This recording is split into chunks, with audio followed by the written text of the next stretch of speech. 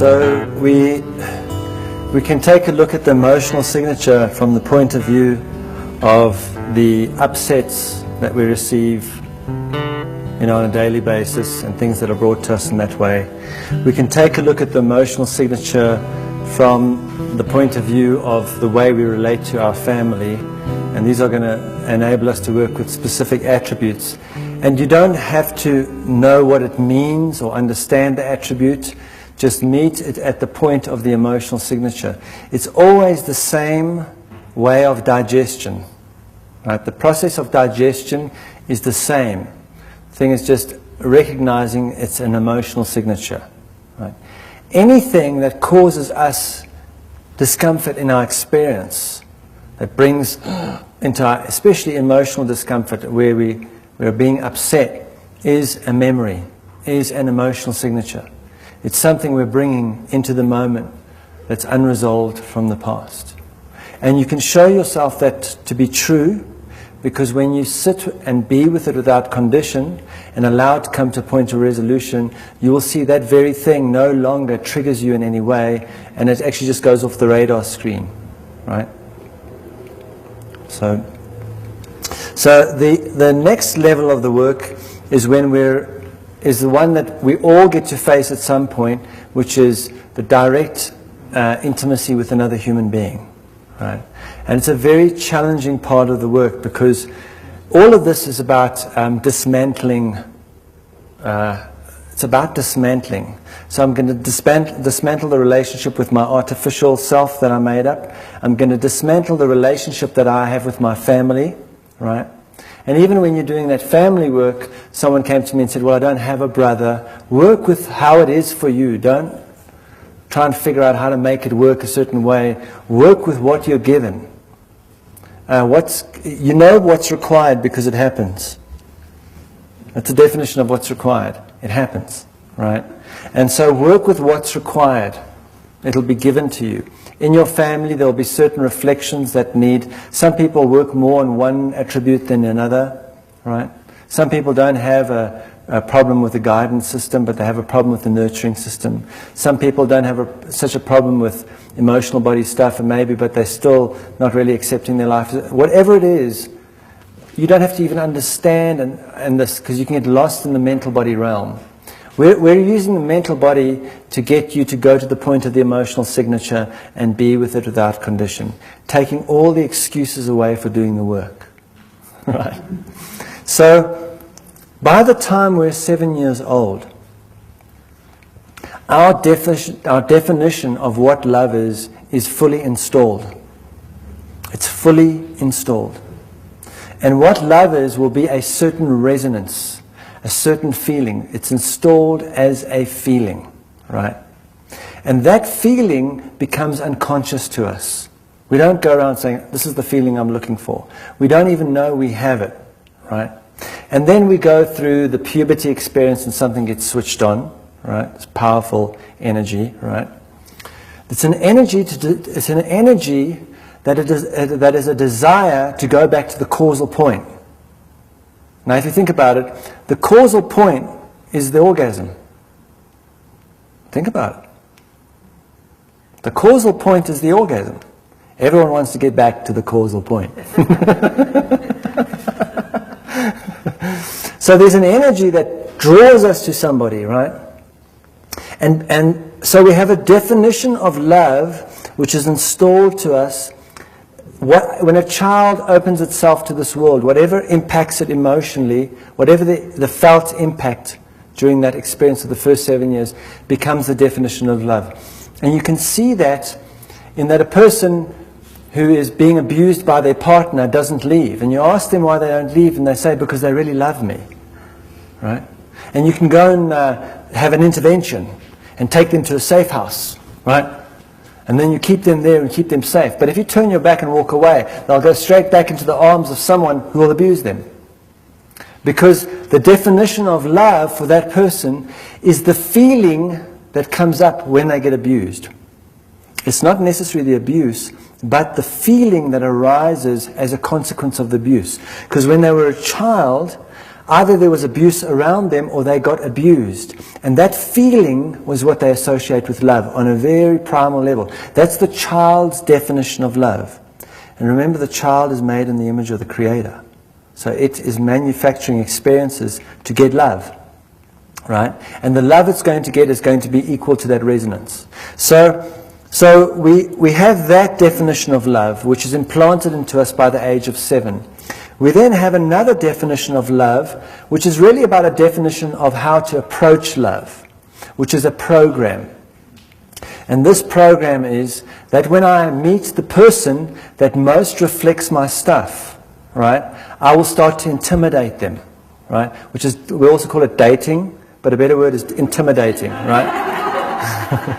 I will start to intimidate that person, and because I want that person around, because I know that they are going to fulfill my needs and wants. I see that reflection. I see that, right? And so we come together, and that's love, you know. So when you fulfill my needs and wants, I think that's love. Oh, it feels so good. You're just listening to me? No one ever did before. I love you, right? So we get drawn to somebody, and the moment that attraction happens, we actually enter a program. It's like a robotic program. And we're trained from this from young.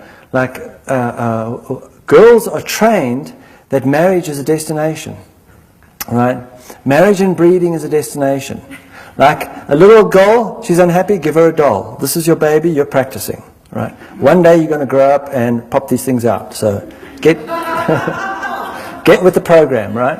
And then you are going to get married one day. Look at the fairy tale Walt Disney made about the happy, the princess that gets whipped away by the prince, because one day your prince will come along and you'll get to wear the white dress and everyone will lavish you with gifts and it'll all be fantastic after that, right? So it's a program, right? And if you don't run the program, you'll think something's wrong. If you get into your late 20s and your early 30s and you're still not moving towards marriage, you're like, something's wrong with me. The clock is running out. Right? People going, what's wrong with you? I know someone you should meet. Right? You need to get this marriage thing on the road, right? Because if you don't get married, I have to question why I did. So please get married, because I did. Right? So the moment we get married, what we do is we meet this person, we're attracted to them, we get married, and then we dive into the same bed and we go to sleep together. We don't wake up together, we go to sleep together. It's a big difference, right? We lie in that person's energy field, and then sooner or later we are going to want space, right? He's going to feel a need for space, because I'm going to bed every night and I'm sleeping within the emotional imprint of another human being. How can I ever get any rest, right? In the divorce courts, all you have to say is, Your Honor, I just never get any sleep. Divorce granted, right? So we've done certain things, like we invented golf, right? Can go wandering around aimlessly, hitting a ball into a hole. At least I get some space, right? I get to feel right? So we go into that place, and once we go into that place and that thing that we thought was supposed to be there isn't there. Right? And so we go, well, what can we do? Let's add something to it. Let's add children. Add children to it. Does that work? No. Add stuff, add houses, add whatever. Keep throwing things at it. And if it really just not working, then we stop, we get a divorce, and we go and do it to somebody else. Find someone else that I can, right? And that's the program. That's the program. Because what's happening is, once I get together with that person, I am going to start manipulating that experience. I'm not even doing it consciously. I'm going to manipulate that experience so that what my definition of love is will come to the surface. Right? I will manipulate the experience. So if I'm abandoned as a child, as if my definition of love has the resonance of abandonment to it, I will enter a relationship which says wine and roses and dating and everything and the beautiful wedding and everything. And once all that passes, right, then gradually I will manifest an experience in which abandonment arises. Right? I'll either abandon my partner, or my partner will abandon me, or we'll live in a way in which we're emotionally abandoning each other. And that resonance of abandonment really is what love is to me. That's the definition of love. Not only is it my definition of love, but it's a resonance I share with my birth family. Because when I see how I'm feeling about my marriage, about what came up there, if I really look inside myself and into that felt perception, I can then look at my mother and father and I'll be able to see it there too. And if I look at the wedding, the marriage experiences of my siblings, if I look inside myself and then look there, I'll be able to see it there too. Because that's what keeps a family unit, is in a dysfunctional definition of love that they all share. We share that, that's what makes us family, right? Keeps us together. So one way of dismantling this is to work consciously with another human being, but that's not always possible, and often not required in our situation. If it's required, we would encounter someone who was also into emotional body work, and we would say to them, listen, let's explore this. Let's explore this. Let's explore intimacy to the point that I can realize what my unconscious definition of love is by the way I'm interacting with you, and through that process that, right? And set myself free of that. That's not always the case. What happens is, what's normally the case is I wake up to emotional processing and the desire or the intent for intimacy in the midst of a relationship in which my partner is just not interested in those things, right? There's no, right? So it's really about realizing that wherever we are is what we require. Whoever I'm with right now is who's best going to show me my unconscious definition of love. Whoever I'm with right now is the clearest mirror of this. It's not about fiddling with them or reasoning with them, especially if they are not alchemists, right? Often an alchemist is married to someone who's not an alchemist and is in that situation. Well, that's the situation. That's what's required. And the thing then is to bring up the resonance of what is going on in that. If you look at your companion, so it's very simple. Just if you're in a relationship now, right, and you bring an awareness of your companion up, and what's the emotional signature? What's the feeling? Right? What's that? And where do you feel that in your own body? That's the resonance that stands between you and intimacy, real intimacy. In order to resolve that, when you go and stay there and be with that without condition, it's going to bring about the experiences required to bring you into deeper intimacy, right? So when we're engaging with one other person, what we're really doing is we're taking a very close look at the relationship between the mental body and the emotional body. The relationship, the intimacy journey with another human being is looking at that part of things, that part of the mechanics. How is the mental body really being with the emotional body? And in a relationship when people are together, it really, to see that is in the sexual experience. The sexual experience will show what that's about. Because in the sexual experience, as things, not initially, because initially both partners are enjoying the sexual experience because it's new and it's all of that, right? And then it becomes, then the emotional signatures start coming in, right? And as the emotional signatures start to rise, one of the people in the partnership is going to play emotional body, and one is going to play mental body. And the identifying which is quite easy. Eventually, one person wants to have the sexual experience, and the other one has a headache, right? It's like what happens is there's pursuit, and there's sedation. The pursuit is the mental body. The sedation is the emotional body, right? Who's ever playing those roles, right? Because what's happening is the mental body, within our experience, within ourselves, no one else, just within ourselves. When I haven't integrated my emotional imprinting, My mental body is God. It's taken over as God, right? And what it's doing is it's sedating and controlling and manipulating the emotional body to get the feeling it wants, right?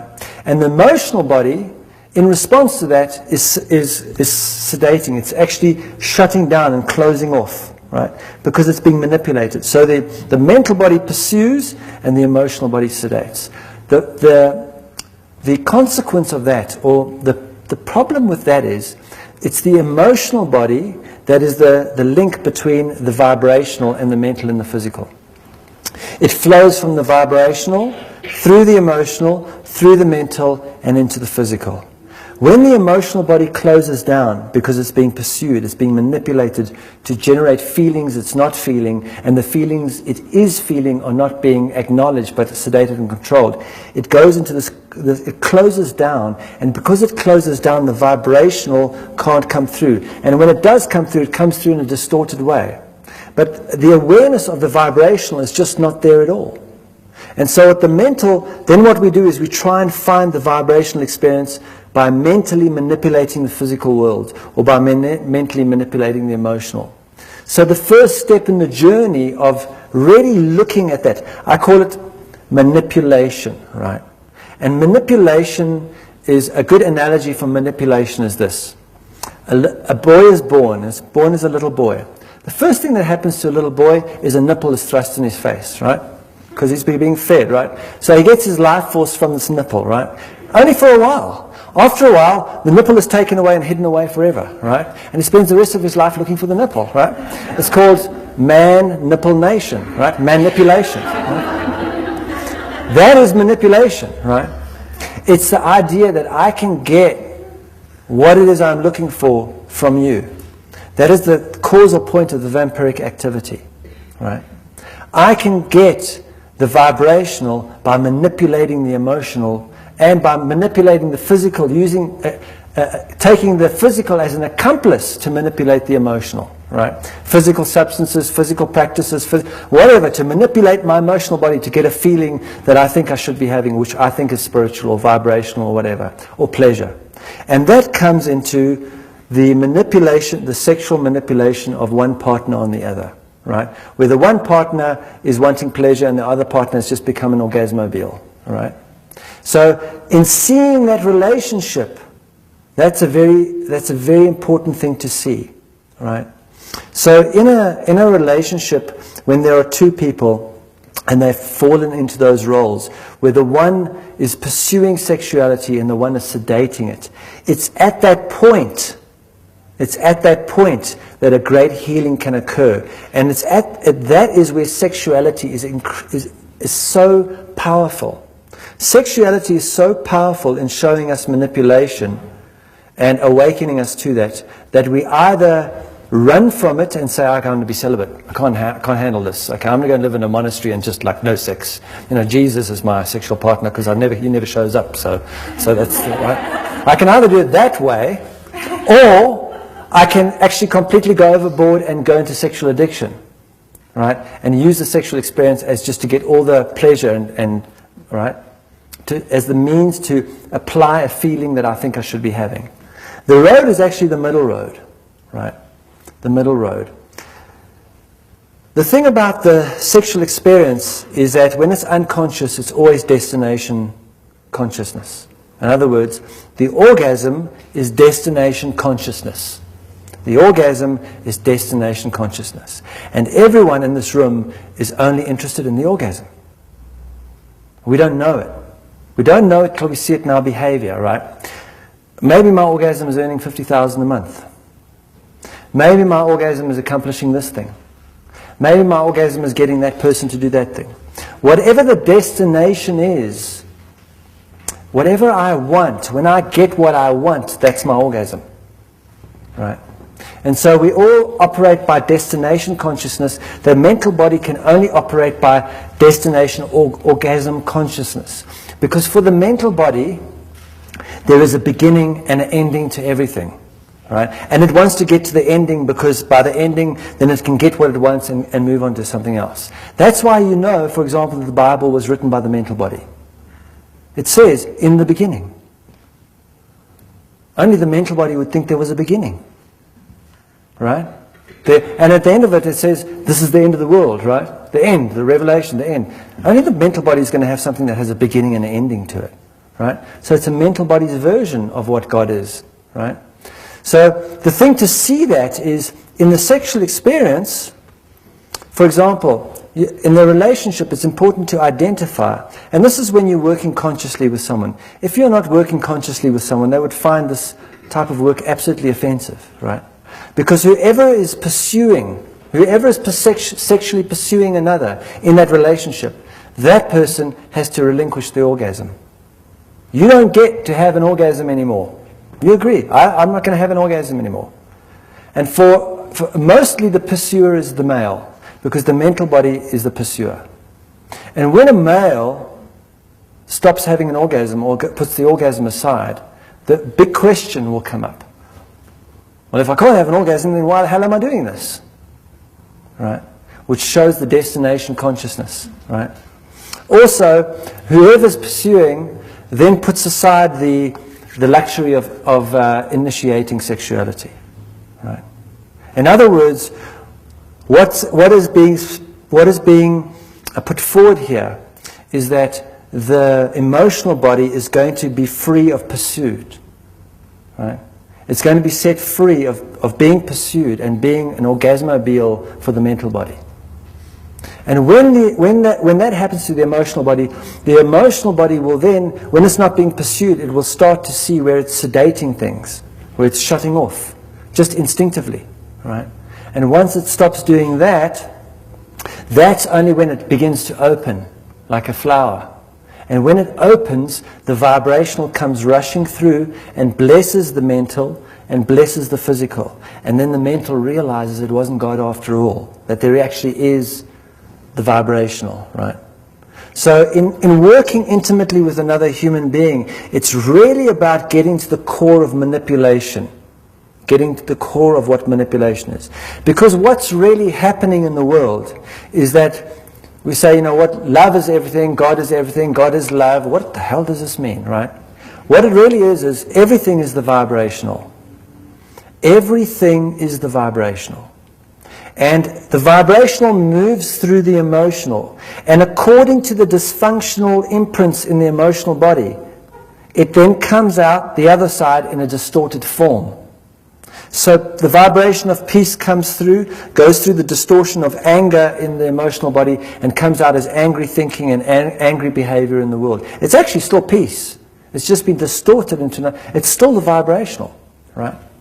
So what happens is, we're in a situation, all of us, on this planet, where love repeatedly comes to us. And so it comes to us, and it comes to us and says, can you set me free? Can you set me free? Can you be the one person to set me free? And we say, sure, as long as you agree to these conditions, that you may get married to me, and you sign up and you do this and you do that in place. In other words, we put it in a box. And if you put anything in a box, you can't see what it is. Right? So the intimacy experience is when we are going to get to really the causal point of putting love into a box. And one of the ways we put love into a box in this world is marriage, right? So there are beings that are going to get married, and marriage is going to serve their purpose, because marriage is a great condition. Marriage is not about being, marriage is about doing. That's why we say, I do, right? I do. Not I be, I do, right? And in marriage, you're always going to marry if you are attracted to marry someone, you're always going to marry your parents. There's no way out of it. You're going to marry someone who reflects your definition of love, and your definition of love is installed by the parents, and so therefore we marry our parents, and then when we marry someone, we get them to play the role of parent by fulfilling our needs and wants emotionally, and the moment they fulfill that role, now we can't be with them, because I don't want to be with my parents. All right? I want to get away from that. Right? So that structure has to be dismantled too. That condition we place on being together has to be dismantled. Marriage serves religion, politics, and commerce. It does not serve the people within the experience. It doesn't. Right? We can awaken within it. And awakening within it is very powerful, right? And then we can redefine what it is for us. But it's not another box that we put love in, right? So this is a very difficult part of the journey. A very difficult part of the journey is when we're starting to take all the conditions of what love is. And all the conditions of how I'm going to be with you. It's very difficult. It's the most challenging part of the work, right? It's really like that idea that I can't be on my own, that there's got to be somebody for me in this world, that I have a soulmate, that there's going to be someone to complete me. All of that nonsense has to go. Because all of that idea that there's someone there causes me to go looking, seeking to find someone to manipulate to fulfill that, right? And once we clean that out, then we're no longer wandering around the world looking for the person to manipulate, right? Looking for the person that I can intimidate, right? We don't even know, right? But it's first about taking care of that in ourselves, so that love can eventually come to us and we can set it free. And that's the powerful thing about if you get involved in any intimacy work with a person, it's the person that you are going to set free. And by setting them free, you are going to set yourself free, right?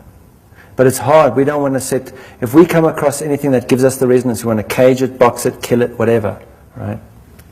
So the intimacy part of the journey is very challenging, and not everyone is going to enter that part of the experience, right? As in working with another human being. It's not required for everybody.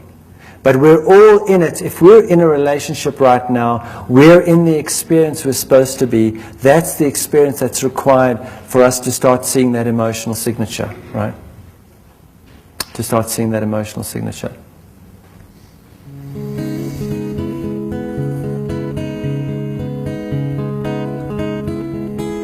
So let's take just 5-10 minutes out, and then we're going to come back and we're going to enter questions and answers and see where that takes us. Right.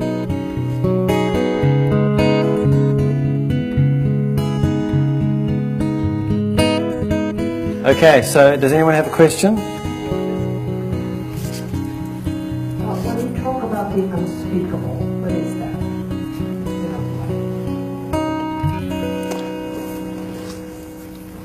Actually, you can keep that. When I speak about the unspeakable, that's a paradox in itself.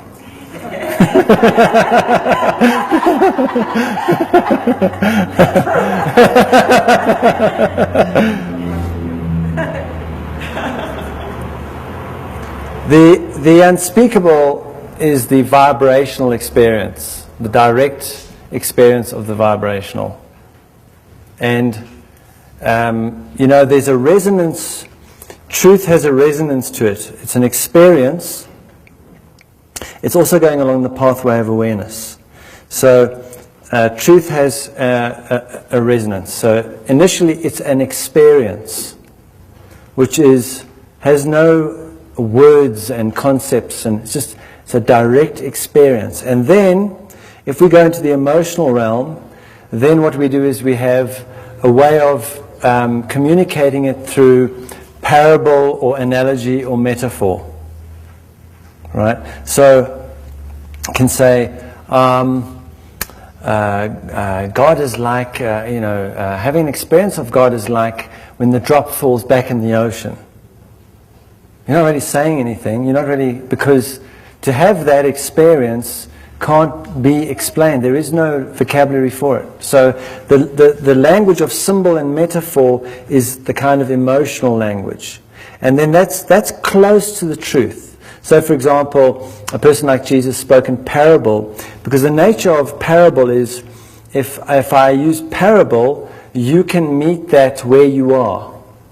You can meet that where you are. If I say, God is like a drop falling into the ocean, you will each have your own way of encountering with that. It won't require you to think, to study. You can encounter with that on an emotional level, even if you don't realize you're doing that. Then, if we go from out of the emotional and we enter the mental, then we can say, God is E is equal to MC squared. Oh, now we have a problem, right? Because now you have to try and understand what I'm saying. So now you have to leave your experience and go to the library or go to the college and study the books on quantum physics, etc., to understand what I'm saying about God, right? Now that's taking you even further away from the truth, right? Or if we can go into the physical, which is the furthest away, can say, if you want to know what God is, go and sit under a fig tree for 12 days and only eat figs every day. And you'll find it's a really messy business and there's stuff you have to go and do. But it'll take you completely, the more you go into the physical doing of something, it'll take you even further away from what the experience is. So we first have physical activities to try and find the truth and all our practices and everything. And then we go into mental understandings and, sit around discussing what is God and all of the stuff. The thing is, it's pointless discussing what God is. The only thing of value is to invite someone into their own experience of that. The moment that they start entering that, then leave them alone. Right? But to sit and discuss God, like let's talk about God. It's pointless. Let's talk about what I am. It's pointless. Because what we are, what God is, and even where we are is the vibrational. The vibrational is the answer to those three questions. But to encounter that experientially and have a direct experience, when someone does, there is no words for it. There's none, right? And then we start with images and symbols, and then we do words, and then we do physical practices. Each one is taking us further away from the truth. And that's what I'm saying about the story is never true. Although it can be true to us if we're in the mental realm, the story itself is never true. Because underlying the story is an emotional signature. And that emotional signature is true for this moment, but when I integrate it, I'll realize even that emotional signature wasn't true. Because underlying that, there is peace and love that wasn't distorted. Once that distortion is removed, all we enter is peace and love. All there is love, the vibrational. Our encounter with it is according to how it's distorted through our emotional body. Yeah, you can't talk about the vibrational. That's kind of partly why this is my last presentation.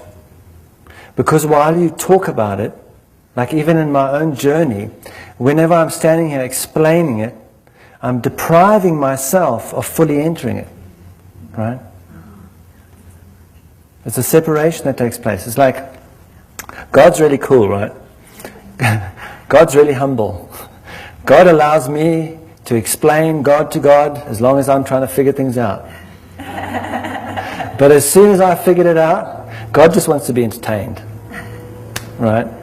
And so this trying to explain, get into what you love. What is your fascination? Dive into your joy and just immerse yourself in that. And what is the vibrational will be on. The answer will come. And how you personally interact with that will be different to how I or anyone else does. You'll have your own personal way of relating to that, relationship with that. You have your own personal relationship with it. To say this is the vibrational, this is what it looks like, this is what it feels like, that is what it's definitely not. All right. So that's the thing is, first of all, we have a very physical encounter with the world. Usually we're going through some sort of physical discomfort. This kind of wakes us up. And then we try and understand what's happening. We go through the mental. And then we realize that underneath it is the feeling. So we go into the feeling, those blocked feelings, and we block those energetic circumstances. And as they open up, then there's the revelation. The revelation is what comes through the vibrational. And it's almost, it castrates it to put it into words, in a way. It causes it to become impotent. And it's useful though, it's useful, like this is useful to invite, all we're doing here, all I'm up to here since yesterday is inviting you to accept your life as valid. That's it. That's it. The moment you accept your life to be the truth, it's game over. Game over. No more searching, no more thinking, no more asking anyone else what's going on. Right? But because we're so indoctrinated into believing that the spiritual experience is other than this, you've got to break that hypnosis. This is it. Right? And one of the biggest cons ever played on us, that we've ever played on ourselves, is the word afterlife. There is no afterlife. There is no life after life. There is just life. And this is it. And so most of us are saying, well, I'm married to this person and it kind of sucks, but eventually we'll die and I will not be with that person anymore. So I'm living for my afterlife. Or I'm in this job and it's really hard, but eventually I'll get too old to work and I'll die and there'll be an afterlife.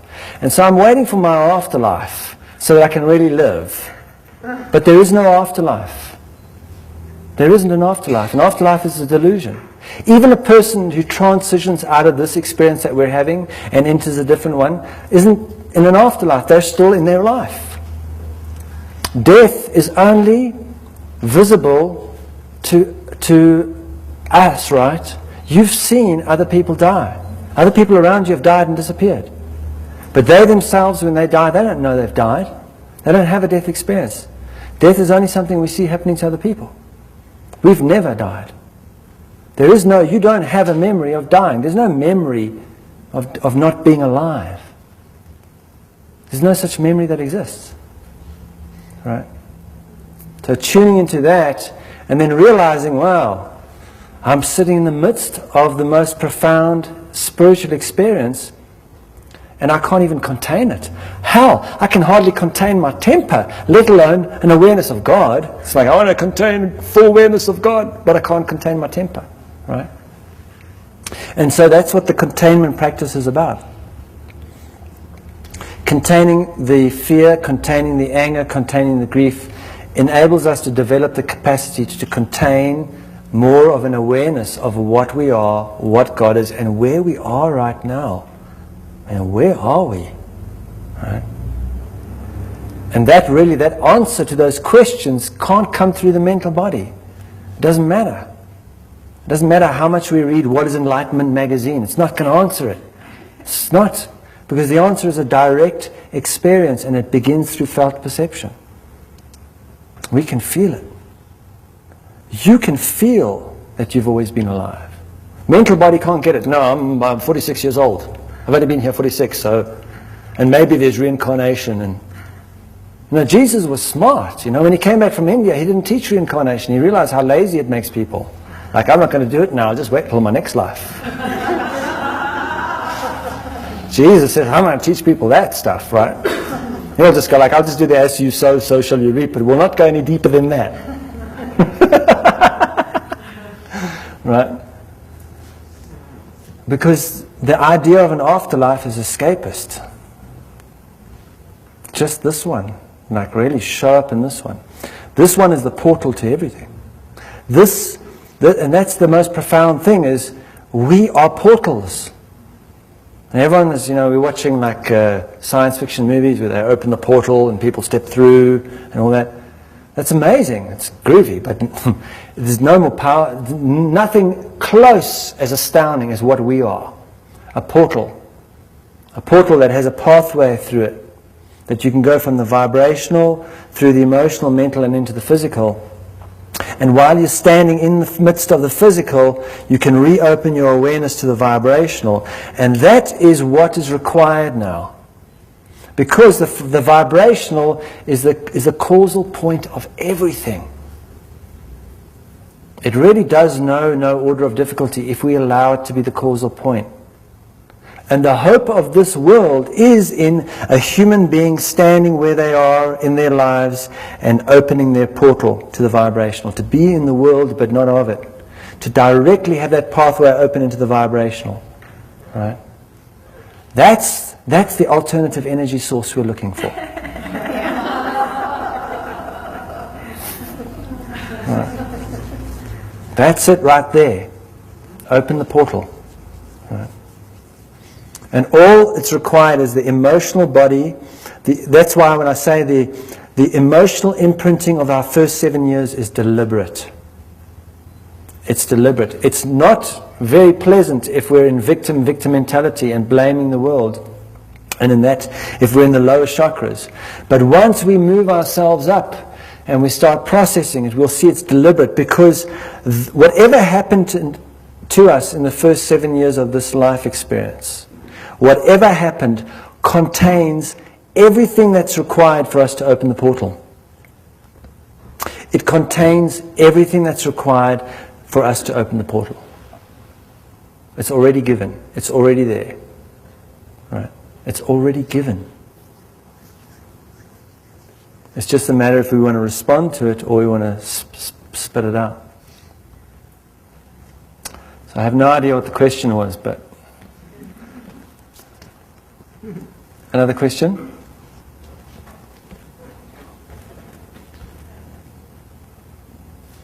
So earlier you spoke about our ability to relate, or we learn about ourselves through our father, our mother, our sister, and our brother. Do our children send us mirrored messages, or what? Always. Pick up from that. Yeah, what we don't like and try and change about our children is what we haven't dealt with in ourselves. So we just put them on Ritalin and so, our children, especially when you get into emotional work, emotional processing work, your children are really going to play along. They're going to go, oh yeah, now they're paying attention. Let's show them what's really going on with them. Right? Our children will reflect that. And that's why the intimacy journey is such an important one for those who are going to enter it consciously, is when two people come together, right, they are the portal through which how love is brought into the world. They are the portal for love into the world, right? Your lover is the one that shows you what love is, not the one that satisfies your pleasures. And so the lover comes together with the lover to show what love is. And in the showing of that, to absolutely see what love is, requires that I integrate all my definitions about love that I've made, all my conditions on love. I have to resolve those, which is very painful work. It's very difficult. That bottom of the barrel stuff is very difficult. But once two people have accomplished that, then when they have a child, they no longer imprint that child, right? They no longer imprint that child. And because they're not imprinting that child, they're not placing conditions in that child's emotional body that causes the vibrational to be distorted in the world, right? Because the definition of love is what's passed on from parent to child, parent to child, parent to child. So when two beings come together and have a child, in that moment they are being a portal for love in the world, or a definition of love, right? And that's why these teachings are ancient. They're not new. We just have them in the new vocabulary, right? So for example, when two beings come together and they've done emotional body work, they've cleansed their emotional body, and they have a child, that's called a divine conception, right? So it's called a virgin birth. A virgin birth is when there is no imprinting on the child, right? So Jesus is, we're led to believe that Jesus was born, there was no sex involved. The dad was in the back doing carpentry. He's not involved. That's our archetype, right? The dad wasn't involved. He wasn't even there when the conception took place. The child was born, right? But it's actually not that. It's that those two individuals, Joseph and Mary, went and did an immense amount of work on themselves before they agreed to do all this emotional work on themselves, so that when this child came through, there was minimal imprinting, right? That's a virgin birth. And when you comprehend that, you will realize why Jesus was born away from people. Like they were at this inn, but you think they couldn't get a room in the inn? No, they didn't want to get a room in the inn. Why would you want your child born around drunkards and, right? You would want your child born around presences that were not imprinting the child. It's less likely you're going to be imprinted by a donkey than a drunk man, right? So you get the child born around animals in a stable, keep it clear of the imprint, right? So all of that, you become aware of that, but through our own experience. That's the whole thing about this person Jesus, right? There's the teachings about Jesus and there's the teachings of Jesus. And they're not the same. Throughout history, the teachings about Jesus, people have tried to kill off all the teachings of Jesus people, right? And just about now, we almost only have the teachings about Jesus people. The teachings of people, the very few and far between, but they're rising up again, right? And the teachings of Jesus have always been here, and they are right in our face, right? So we can show that, for example, let's reframe that, because at the beginning yesterday I was talking about the state of hypnosis, the state of blindness and deafness. And it's not a blindness and deafness that we're used to, because we think of blindness and deafness according to being physically blind and audibly deaf. But actually it's a blindness and deafness because our real eyes are shut down, right? So we had this example about the boss, right? The boss at work, going in and getting upset by the boss. We looked at all that today. So let's now take a look at the last few moments of Jesus' life and see that the teaching was already given, right? In the garden, from the moment Jesus gets a kiss on the cheek, right? That is, we call it the moment of betrayal, right? When I come to work and my boss looks at me in a certain way and I get triggered, whenever you get upset, take a look. What's happening? What's happening is you've been betrayed. It's the kiss on the cheek. Because what's upsetting me is this person that I've created and manufactured to please you is not, you're betraying that, but you're not acknowledging that person, right? You're not seeing and gaining and approving of that person that I made up, right? And I feel that person has been betrayed, right? So after we get betrayed, after we get upset, we get taken before Pontius Pilate, the judge, right? And Pontius Pilate asks a very important question, right? So Pontius Pilate will say, are you who they say you are? Are you who they say you are? Are you the person you created out of your emotional imprint so that you felt safe and appreciated in this world? Are you really that person? Because if you're not who they say you are, in other words, if you're not the person that the world has been interacting with, that you've made up to interact with the world, then you have to die. But if you are that person, I'll let you go. Right? So that's what's happening. To Jesus, are you the king of the Jews? No. That's what other people say. That's not what I am. So he's not going to defend that, right? And because he doesn't admit to that, he has to die. If you're not that person, you must die. So in Jesus' experience, he gets sentenced to death. And you can be sure that because he's having a human experience, fear came up. Not only fear in his experience, but fear all around him, of those who loved him, right? Fear, right? Did he say, hang on a moment, no, that was Judas. It wasn't me, it was Judas, right? Or, no, actually, I am the king of the Jews, so, if you just let me off, I'll leave and go and behave myself somewhere else, right? There was none of that. He didn't portray any fear because he had to contain the fear. Because the fear is nutrition. It's an emotional nutrition. And then after that, he takes the walk up to the crucifixion. Along that walk, people spit on him, throw things at him, shout at him, swear at him, right? Place yourself on such a walk. How would you feel if people treated you that way? You would be enraged. You would be enraged. Was there any anger? No, he never showed any anger. Why? Contained it. Be without condition. The whole teaching of Jesus, of everything that he ever went through, that was ever recorded, is about being without condition. Being without condition. Here's her teachings, right? And so as he arrives at the crucifixion, who's there? Mother Mary, Mary Magdalene, and a lot of people that really love him, that don't understand what's going on, that this is a setup. Right? This is deliberate. This is a teaching being placed in the physical that we are going to require at a certain point in the evolution of our species.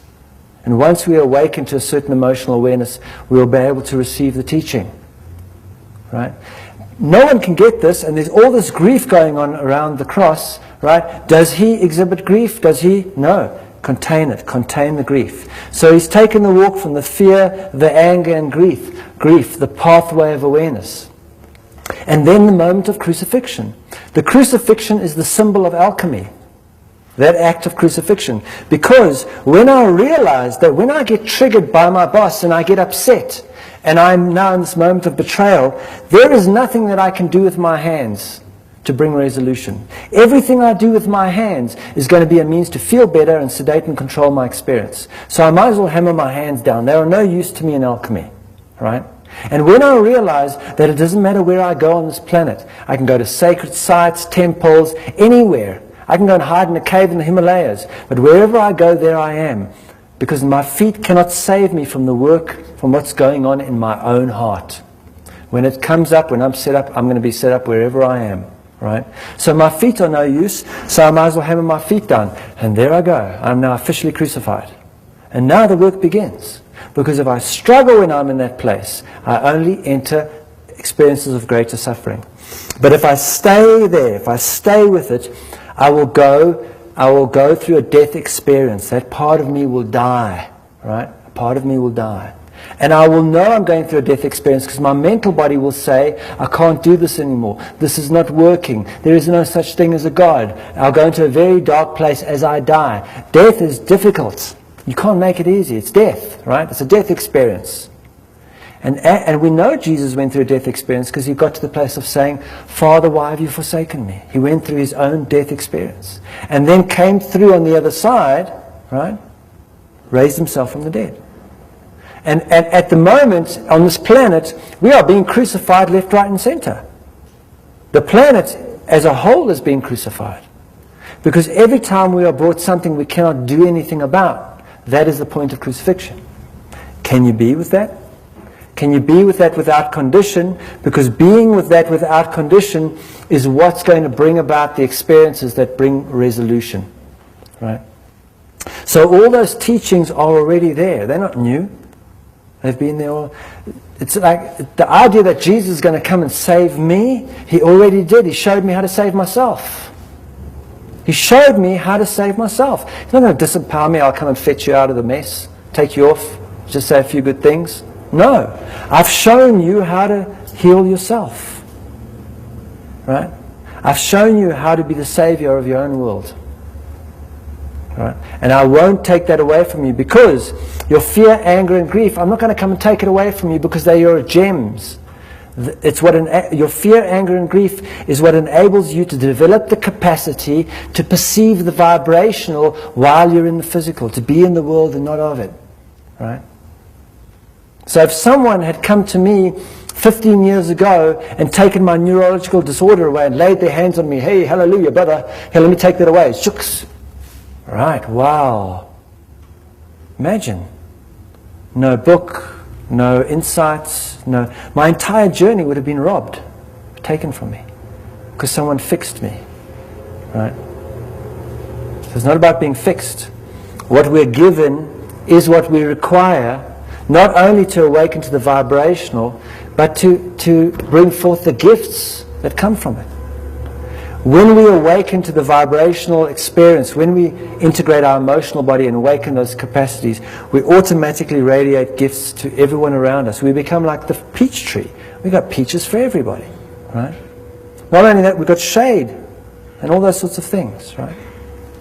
So it's every part of our experience is valuable and required and precious and given to us with great amount of love. This is what you require. This is what you require. I don't want that. Right. That's where the suffering comes in. When I reject what's given to me. Right? Evil is really the word live spelt backwards. If you look at the word evil, Yes. Okay, so it's really about any behavior I engage in where I empower the world as the causal point of my behavior. Right, is going to lead me into behaviors that are only destructive to myself and to people around me. And anything that leads me into believing that serves that purpose. Well, let me just tell you what happened. I was a tiny little girl. Right. I was youngest in my family. my older brother said to my mother, all we have to do is kill Daddy to get the money. I knew my daddy deserved love, and I always loved my daddy. I had a really good daddy, and I just don't know what to make of all that. Well, Because it's been a repeated... yeah, but it's a great story, and the story won't help you. Underlying it is an emotional signature, and that's what this is all about. You really have to let go of the story. You have to let go of the story. As long as you stay in the story, you are lost, you are trapped, you are wandering in the wilderness. Hey, I just recognized Yeah. that after 56 Yeah. years. Yes. I mean, I had forgotten that incident Right. until they tried to kill me again. Right. It's really important to get out of the story, and it's very hard. It's very challenging to get out the story. Believe me, I know that. But there is nowhere to go in the story. While we're in the story, we wander in the wilderness. It's not even our story, it's been passed along. If you want your peace and resolution and all of that comes from the feeling that's going on underneath what you're trying to tell me there. Underneath that, there's a feeling. I can feel it from here, right? It's so powerful. That's your that is your peace, right? And you can either take that or you can run from it into the story. It doesn't matter what happened to any of us when we were children. It's whether we respond or we react to it. There isn't anyone sitting in this room who had a profoundly happy childhood. And if we say we had a happy childhood, it means what I did was I took all the unpleasant stuff and I moved it out of my awareness and I remember the pleasant stuff, and so I had a happy childhood. But actually, so being in this world is very challenging because we are conditional vibrational beings in a very conditional experience. There is nothing comfortable about that, right? So it's traumatic to enter into it. But in itself, it's a gift, right? And so the gift given to you is going to be different to the one given to you. It's no good comparing it, and as long as we stay in the story, hell, if therapy worked, why would people stay in for 15 years, right? The fact that it doesn't, it shows that it doesn't work because people keep staying in it. If it worked, we'd be able to stop. If a doctor could cure anything, we'd only need one on the planet. Think about it. So just get out of the story. Go to the emotional signature, right? As long as you stay in the story, as long as you stay in the story, you'll be off the cookies and the tea. That's the only thing that will be relevant, and your entire life will be focused on that. And you won't hear what's going on outside, and you won't remember yourself outside the story. You want to remember yourself outside the story. You know, there's 3 stories we can tell. And we all tell 3. We all have the possibility of telling the 3rd. Most of us tell the first, few of us get to tell the second, and very few get to tell the 3rd. Right? And the first story is the bad story. The bad story is all the terrible things that happened in my life. The hardships, how life did me a bad deal, how nothing went the way it was supposed to. That's my bad story, right? It's the victim and victor story. And in that story, I kind of stay down here in the lower energy centers, right? And I stay immersed in the fear, anger, and the grief. And the world happens to me, and I'm continually either trying to overcome the world or run from the world and defend myself from it. Then, if we get into the emotional work and we start to feel the signature underlying the story, that will bring our energy up into this area. Right? And we want to tell the good story. The good story is when I can integrate my emotional signatures and gain the juice out of that. Right? Gain the juice out of that. Once I've told the good story, okay, now I have a good and a bad story. But there's another story, right, which I like to call the legend. And each of us here has a legend, right? And the legend looks like this. I'm standing on the edge of a ledge, right? And I'm on the edge of the ledge, and my bad story looks like this. I shouldn't be on this ledge. I'm going to kill myself. It's terrible. Why am I on the ledge? Right? That's the bad story. And the good story is when I start to stand up and learn to gain my balance on the ledge. Right? And I go, wow, being on this ledge taught me how to stand in balance. Amazing. I'm glad I'm on this ledge. Right? It's good, it's great that this happened to me. And then the legend is when I go to the edge of the ledge, the end of the ledge end, right? And I jump off. Right? I take flight into the unknown. In other words, I dismantle all the structures that I built out of my emotional signature. I dismantle all the boxes that are made to keep me safe, to keep God out. And then leap. And everyone here has a legend. As a planet, we even have a legend. Our legend for our planet at the moment is 2012. It's our legend. Like something wonderful may happen in 2012, right? Well, so everyone has their own legend. I can't tell you what my legend is, it wouldn't make sense to you. You can't tell me what yours is. But to discover your legend is to become a free agent. Liberation is emotional. Liberation is emotional, right? Until I liberate myself from my emotional imprinting, I really am moved around like a puppet by the external world. I mean, that's how politics is. Politics is about pressing the right buttons. A political strategist is someone who knows what the buttons are and says to the person who's running for a position, if you press these buttons in this order, you're going to get the job, right? Because you will get the right responses from people. And you can see that because a politician, you can ask them about immigration at this point and they'll evade you, they'll say nothing, right? And then 2 weeks or 3 weeks later, someone asks a question about immigration. They're very detailed about it. Because now their strategist says, this is a good time to talk about immigration. That'll press the right buttons. And it's about pressing the right buttons. Whoever presses the right buttons will get in. Right? The right fears, the right angers, the right hopes, right, will get in. It's like playing a song. Bang, bing, bang, bang. And we do that to each other when we're in a relationship with each other.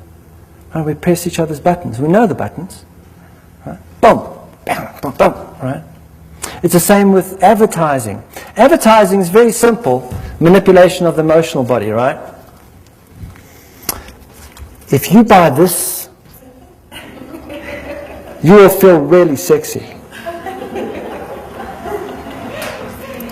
Or skinny. Right? And if you believe it, you'll buy it. You'll buy it tomorrow, right? Because what it is, it's saying, I will give you a feeling that you are not emotionally mature enough to give to yourself. I will provide that for you, right? And when someone else provides that feeling, yes, you get the feeling, I buy the new car and I feel like the man because I got the new car. But after a while, that feeling subsides because it came to me from externals. It wasn't something I was able to give myself. When I'm able to give myself, when I get my sexy back myself, like from doing my work, and doing my intimacy work, and I get my sexy back, hey, I feel pretty sexy in this body. I don't even need anyone to look at me to feel sexy. I just feel sexy, right? Right? When I get that, I don't lose that. No one can sell me stuff on that level of telling me they're going to make me feel, I already feel my sexy. I got sexy. I got my sexy back, right? A lot of this work is about getting your sexy back.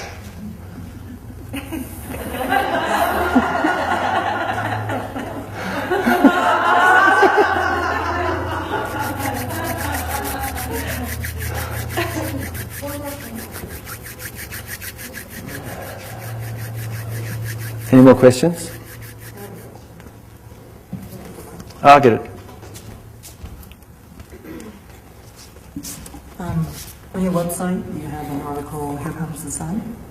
Do you still have that same view, or has it changed? Or do you wish to address it at this time?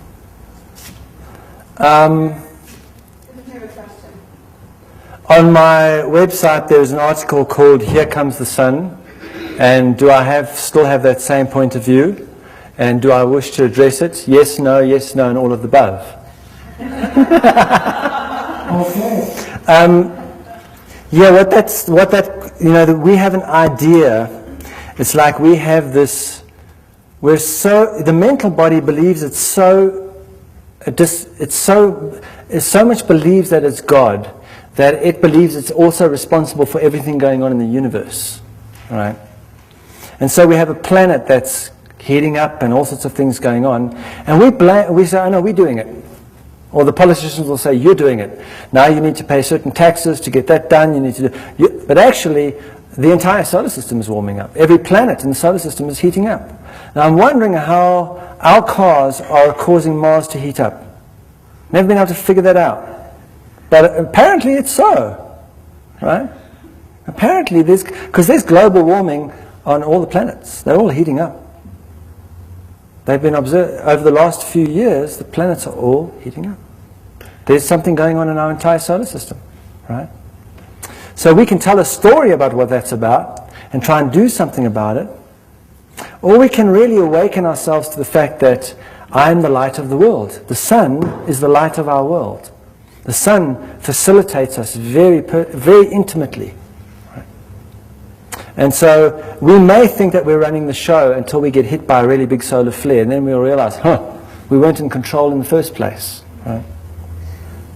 But if anyone's interested in the sun, and you can go and read that article, and already that article is saying is that when our memories, okay, get this, our memories work through magnetics. We repel certain memories and we attract certain memories. We repel certain feelings and we attract certain feelings. And we are masters at pushing stuff out of our awareness, right? That memories, as in memories, I'm talking about emotional signatures, felt experiences. We push them out of our awareness. We're masters, right? What happens is our energetic field, or our magnetic field, our ability to magnetically push memories around, is completely connected to the Earth's magnetic field. And when the Earth's magnetic field starts going through a shift, like it's going through, it's not New Age wah-wah, you can see that scientifically they can watch the Earth's magnetic field shifting, right? And the sun's magnetic field shifts every now and then, it just at the poles reverse. When those things go on, we are intimately affected by that. And what happens is, every now and then, that on this planet, we go through an experience in which there's a major shift in the and that causes our shift in our own magnetic field, and our capacity to keep our memories suppressed and sedated is removed. Right? And suddenly the stuff we were pushing away is coming up. But it's not coming up as memories in our head. It's coming up as what's happening around us. And when that comes up, it's an opportunity for us to cleanse that, to gain insight from that, right? And if we can there's two things we can do. We can either attack the memory, or we can do the work. So for example, what's going on in Iraq is a memory. What's going on in between the Jews and the Palestinians? Memory. Right? What's going on with the Chinese? Memory. These are memories. These are ancient wars from the past that are coming up. Right? Even in our own circumstances, memories. And what's happening is more and more of these memories are bubbling up on the planet because we're in the midst of a cleanse. And part of that cleanse is facilitated by the sun, by the activity on the sun. So it's happening, it's like we're being facilitated. And that's when the wheat gets separated from the chaff. Right? It's called the harvest. I go back into the past and I harvest all these unintegrated emotional signatures. I harvest them. I bring them into this moment and I gain more presence, right? That's the harvest. Right? So the whole thing about this work is, don't believe me. Really? Don't believe me. Just because I can explain it in a certain way that makes it pretty interesting. Don't believe me. Believe your experience. You know, enter an experience and watch the consequences. Enter an experience, watch the consequence. Experience, consequence. Let the consequences be your teaching. Watch those consequences, right? They will show you. And then when you embrace the consequences as your teacher, you've found your greatest teacher. There is no greater teacher than that. Will never lie to you. Never, never lie. When you go into that emotional signature and you bring it to resolution, watch the consequences. Claim your power back. That's your power. Absolute power. Right?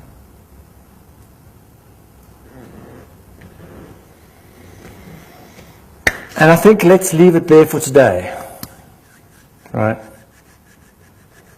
So I encourage you to go onto, if any of you haven't, to go onto the Presence portal and just explore the website. There's lots of free stuff, and I'll be putting on more recordings over the next week or so. And some of this, what we're doing here, will be popped onto YouTube at some point. So watch out for that. And explore the material, and as you go deeper into your experience, the material will speak to you in a different way. But it always go into your experience. Remember, the most important teaching is your experience is valid. It's valid. Embrace it as such, and then things really start moving up. All right. So thank you very much for coming. Appreciate it.